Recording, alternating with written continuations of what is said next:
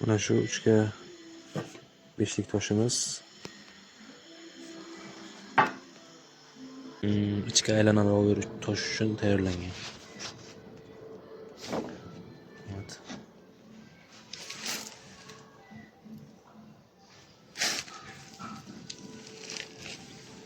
Bu qalinligi 5 cm, 3 cmdan qilib kesib chiqqanmiz.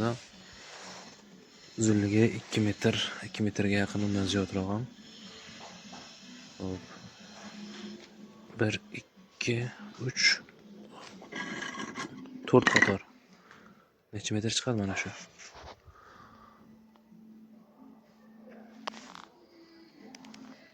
Kanalga obuna bo'lib qo'yinglar jigarlar.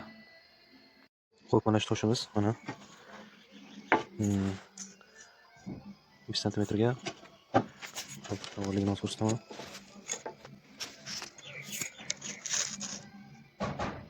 Santimetr. Mana shu toshimizni mana bu stanokka chiqaramiz.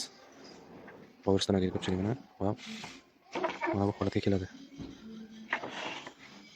Mana bu holatdan mana bu holatga keladi. Buni to'liq kesib olib, mana bu stanokka 45 gradusga xuddi mana shu holatga o'rtasini kesib tashlaganmiz. Nima uchun deganda, rover stanogimiz qiynalmasdan oson tez chiqarish uchun. Qo'shimcha ideal chiqqan. Mana bu yog'i 7 mm, mana bu joyi 2 cm. Ko'rishingiz mumkin. Mana bu chetlar uchganiga to'g'ri qilmaysizlar, bu toshni orqa tarafiga qo'yib ketadi. Bu yog'ini sho'rga qilamiz. Ideal holatga keladi. Keyin orqa tarafiga sim qo'yib, shu fasadlarimizga teramiz. Yana ham to'liqroq ma'lumot berishni xohlasanglar, kanalimizga obuna bo'lib, bitta like bosib qo'yishni unutmaylasizlar. Rahmat e'tiborlaringiz uchun. Oldingi videomizni ko'rmaganlar uchun yana bir marta tushuntirib o'taman. Mana bu toshlarimiz Qirg'iziston toshi. Eniga xuddi shu holatdan 30 cm, 20 cm gacha bo'ladi.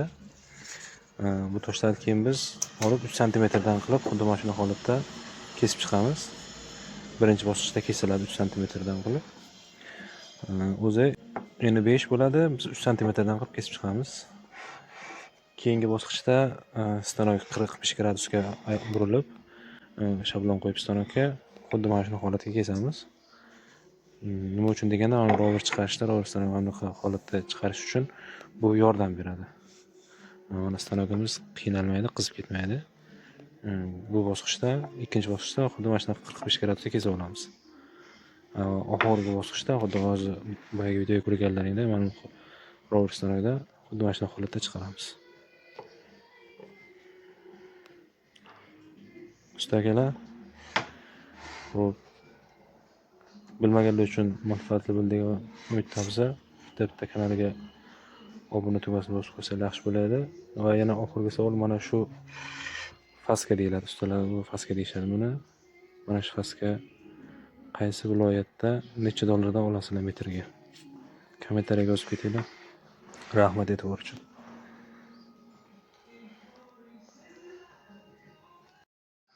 Xo'p, assalomu alaykum hurmatli kuzatuvchilar. Esingizda bo'lsa, mana bu toshni mana bu holatga keltirish haqida aytgandim o'tgan videoda. Endi bu safar shuni ish jarayonini ko'rsatib beraman. Shuni ketdik, mana shu toshni sizlarga chiqarib, stanokdan o'tkazib, ishlov berib ko'rsataman. Kanalga obuna bo'lib, bitta like bosib qo'yinglar. Mana suvni qo'shdik. Hovuzimizdan suv keladi. Stanokka nasos. Hovuz o'zini suvini o'ziga tashlaydi. Bu yo'ldan stanok qani ket.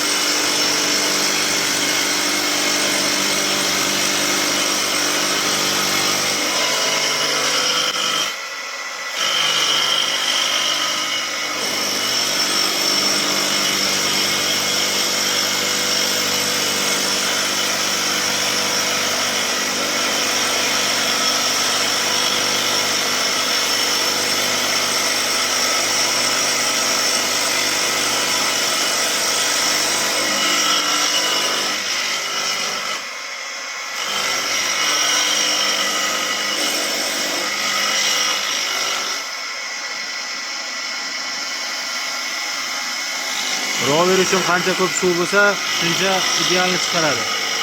Toshlar. Toshning chetlarini uchirmasdan qiralarni tekis holatda chiroyli qilib chiqaradi.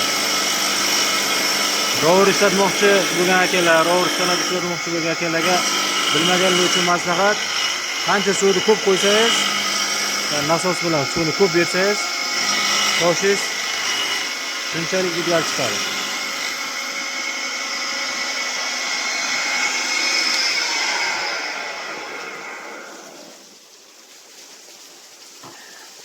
Suv qancha ko'p bo'lsa, toshimiz shunchalik ideal chiqadi. Mana ko'klar ko'rishingiz mumkin.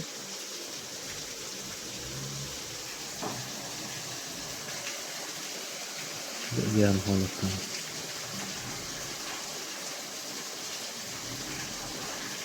Hop.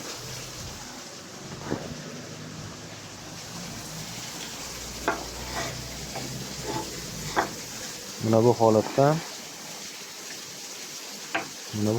keldi.